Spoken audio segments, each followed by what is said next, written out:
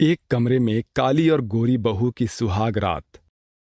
मंगलम भगवान विष्णु मंगलम गरुड़ध्वज मंगलम कुंडलीकाक्षाय मंगलाय तनोहरि। वर वधू फेरों के लिए खड़े हो जाइए। पंडित जी के कहने पर मंडप में बैठे यश और शाहिद फेरों के लिए खड़े हो जाते हैं। तभी चांदनी धीरे से शाहिद से कहती है, शाहिद, क्या ये पंडित हमारे फेरे शॉर्ट फॉर्म में नहीं निपटा सकता? मुझसे और इंतजार नहीं होता। रिलैक्स चांदनी, बस कुछ ही देर की तो बात है, फिर हमारे फेरे और शादी हो जाएगी। और फिर आज रात तो सुहाग रात पर हम दोनों खूब धूम मचाएंगे।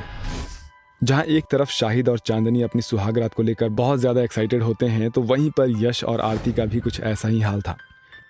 बस जल्दी से शादी हो जाए, फिर आरती के साथ अपनी सुहाग रात मनाऊंगा। आखिर वो दिन आ ही गया यश, जिसका इंतजार हम दोनों कर रहे थे। बस कुछ देर और। थोड़ी ही देर में उन चारों की शादी हो जाती है।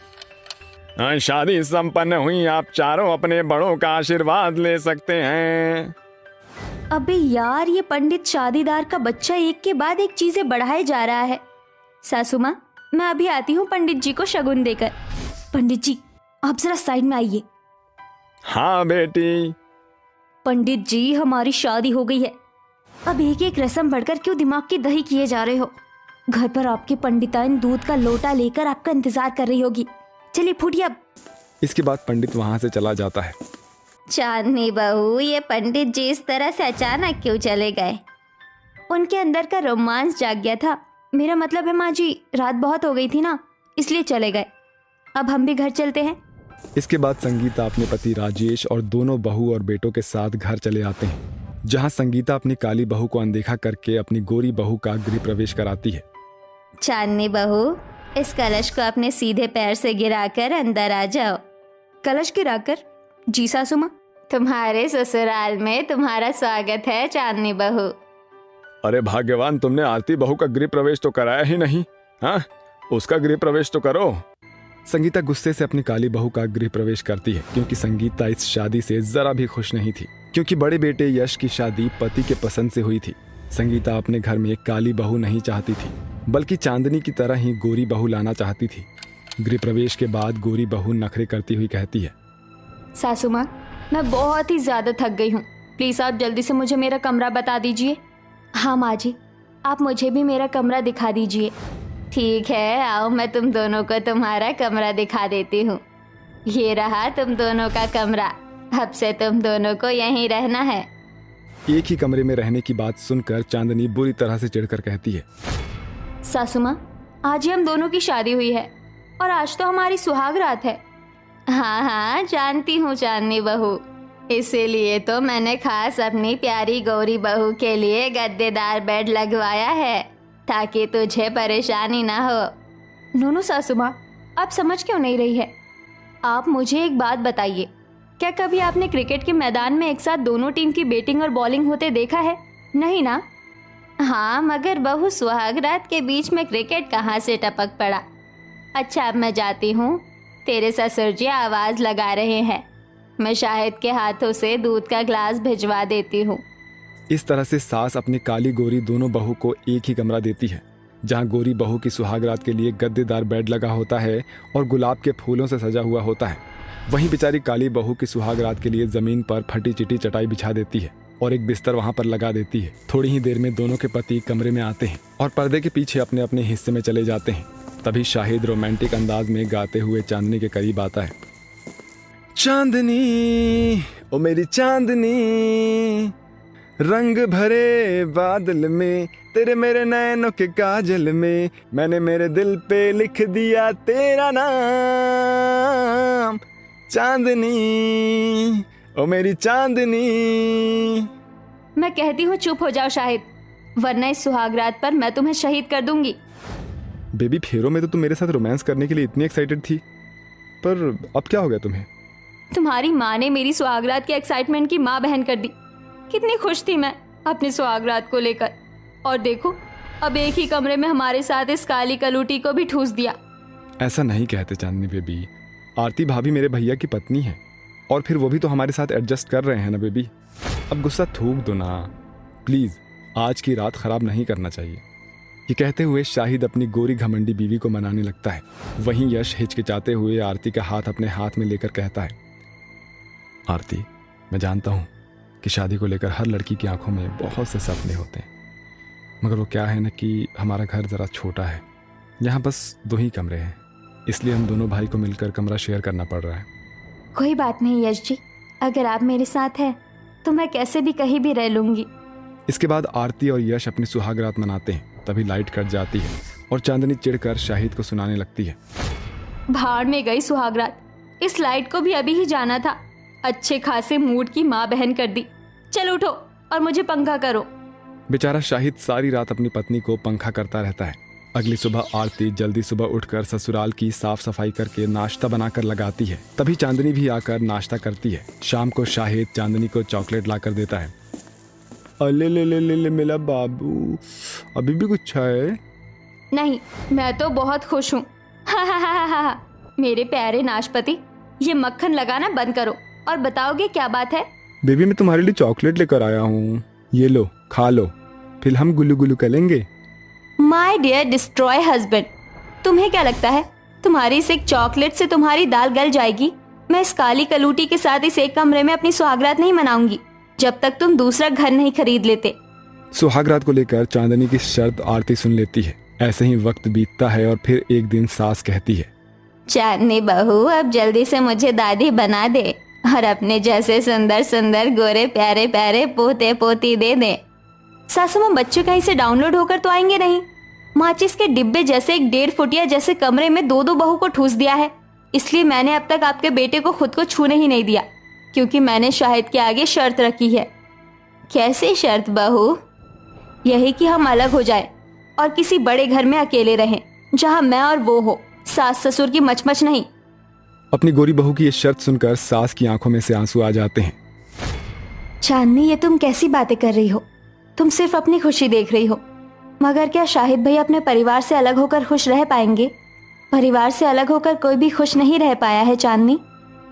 2 कौड़े की काली कलूटी, तुम मेरे बीच में बोलने वाली होती कौन हो? यू नो व्हाट, तुम जैसी बेवकूफ लड़कियां ही जिंदगी भर अच्छी बहू बनने के चक्कर में ससुराल में बर्तन घिसने और सो कॉल ससुराल वालों की खिदमत करने में ही जिंदगी निकाल देती है। बस चांदनी, अगर तुम्हें ये लगता है ना कि मैं कुछ ही दिनों की शादी के लिए अपने परिवार से अलग हो जाऊंगा, तो ये तुम्हारी गलत फहमी है, और मैं तो कहता हूँ कि तुम जा सकती हो अब यहाँ से। एक बार फिर सोच लो शाहिद। इस तरह से चांदनी सुंदरता के घमंड में आकर अपनी शादी को तोड़कर चली जाती है। ऐसे में आरती एक अच्छी बहू बनकर अपने ससुराल वालों को संभालती है और उनका ख्याल रखती है। ये सब देखकर संगीता को अपनी काली बहू की कदर समझ में आ जाती है। माँ जी, आप बिल्कुल चिंता मत कीजिए। चांदनी को अपनी गलती का एहसास होते ही वो दौड़ी चली आएगी, और अगर वो नहीं आएगी तो मैं उसे लेकर आऊंगी, मगर मैं अपने ससुराल को बिखरने नहीं दूंगी। जानती हूँ आरती बहू, जिस घर में तुझ जैसी बहू हो वो घर कभी टूट ही नहीं सकता। मुझे माफ कर दे बहू, मैंने तेरे साथ शादी के पहले दिन से ही फर्क किया, तेरी कदर नहीं की, मगर तू हीरा है हीरा। इस तरह से संगीता को अपनी काली बहू की कदर समझ में आ जाती है और वो उसे अपना लेती है। वहीं कुछ ही दिनों बाद चांदनी का भी घमंड टूट जाता है और वो अपने ससुराल वापस आ जाती है। शाहिद, मुझे माफ कर दो, मेरी गलती थी, मुझे वैसा नहीं करना चाहिए था। तुमसे दूर होकर मुझे एहसास हुआ कि मैं तुम्हारे बिना नहीं रह सकती। शाहिद चांदनी की गलती के लिए उसे माफ कर देता है और उसे गले से लगा लेता है, जिसके बाद आरती उन दोनों के लिए कमरा सजाती है। आखिर में शाहिद और चांदनी अपनी सुहागरात मनाते हैं। सुरेखा के चारों बेटे एक बहुत बड़ी कंपनी के बिजनेसमैन थे। तीनों बेटे अपनी पसंद की अमीर लड़कियों से शादी कर लेते हैं। सुरेखा की तीनों बहुएं मोहिनी, आकांक्षा, रूपाली फैशनेबल अपडेटेड मॉडल थीं, जो कि ज्वेलरी डिजाइन और क्लोथ्स पहनकर मॉडलिंग करती थीं। वहीं छोटा बेटा हमेशा हर सिटी का टूर करता रहता था। ऐसे ही एक दिन एक बड़ी सी टेबल पर सब लोग ब्रेकफास्ट कर रहे थे। अरे, वो आज तो बहुत अच्छा ब्रेकफास्ट बनाया है। रामू काका, मेरी ब्लैक टी कहाँ है? और मेरे चारों बेटों के पसंद की खीर बनाई है या नहीं? मालकिन, ये रही ब्लैक टी और खीर अभी लेकर आते हैं हम। आदित्य, तू घर का सबसे छोटा है ना, तुझे पसंद है, चल आजा बैठ, मैं तुझे आज अपने हाथ से खीर खिलाऊंगी।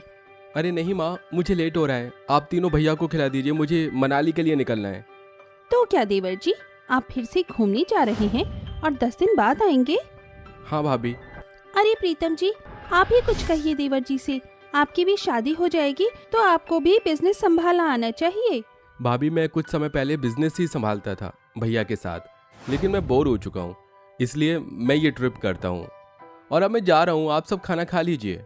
अच्छा सुन, मेरे हाथ से एक चम्मच तो खा ले। घर जल्दी आना, अब मैं तेरी शादी कर दूंगी। On way mom. फिर अपनी माँ से थोड़ी खीर खाकर मनाली के लिए वो निकल जाता है, जहाँ उनकी वादियों में बहुत घूमता है, बोन फायर करता है। तभी मुलाकात उसकी एक काली लड़की शेफाली से होती है, जो कि आदित्य के दिल में बस गई थी। 10-15 दिन बिताने के बाद आदित्य उससे शादी कर उसे अपने बड़े से मैंशन में लेकर आता है, जहाँ दरवाजे पर रामू काका देखकर कहते हैं, अरे बड़ी मालकिन, छोटी मालकिन, जल्दी आइए, छोटे साहब आ गए हैं, वो भी छोटी बहू लेकर। ये सुनकर सुरेखा और तीनों जेठानी बाहर आती हैं। आदित्य, ये तूने क्या किया? कौन है ये काली लड़की और तूने इससे शादी क्यों की? नमस्ते माँ जी। माँ, आप मेरी शादी करवाना चाहती थी ना, बस मैंने भी भैया की तरह अपने पसंद की लड़की से शादी कर ली। मेरी शेफाली से मुलाकात उसी मनाली ट्रिप पर हुई थी। ओ गॉड, ये पुअर सी लड़की और काली भी है। ये हमारे घर की छोटी बहू है। मैं तो इसे अपनी देवरानी के रिश्ते में सोच भी नहीं सकती हूँ। देवर जी, आपने क्या किया? आप इतनी दूर से ऐसी काली पीली गरीब लड़की लाए हैं। आप जानते हैं ना हमारे शहर में कितना नाम है, हम कितने पैसे वाले लोग हैं, क्या रुतबा है, आपको जरा सा भी ख्याल नहीं आया? बिल्कुल सही बोली दोनों बहुएं। आदित्य, मैंने क्या कुछ नहीं सोचा था कि अमीर घर की अच्छी बहू लाऊंगी, गोरी चिट्टी। और ये, अरे जरा मेरी तीनों बहू को देख, कितनी मॉडर्न है और ये उनके आसपास भी नहीं भटकती है। बस माँ, बहुत हो गया। अब मैं शेफाली के खिलाफ एक शब्द नहीं सुनूंगा। मैं उससे बहुत प्यार करता हूँ और भैया ने भी तो अपनी पसंद की शादी की है, तो शेफाली के साथ क्या दिक्कत है? बस यही कि वो काली है। लेकिन माँ, मुझे फर्क नहीं पड़ता है। अगर ऐसा है तो हम दोनों चले जाते हैं। नहीं, तुझे कहीं जाने की जरूरत नहीं है, तुम दोनों रह सकते हो यहाँ। दिल पर पत्थर रखकर सुरेखा शेफाली का गृह प्रवेश कर देती है। दिन गुजरते हैं। आदित्य काम के सिलसिले में 1 महीने के लिए बाहर चला जाता है और सुरेखा अपना असली रूप दिखाकर काली शेफाली पर अत्याचार करने लगती है और उसकी तीनों जेठानी भी उस पर रौब जमाने लगती हैं। बेचारी गांव की शेफाली चुपचाप सबकी बातें सुनती है, सारा काम करती है।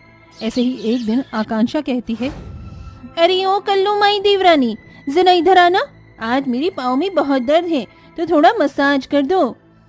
जी दीदी, मैं अभी कर देती हूँ। फिर शेफाली उसके पैरों की मसाज करने लगती है।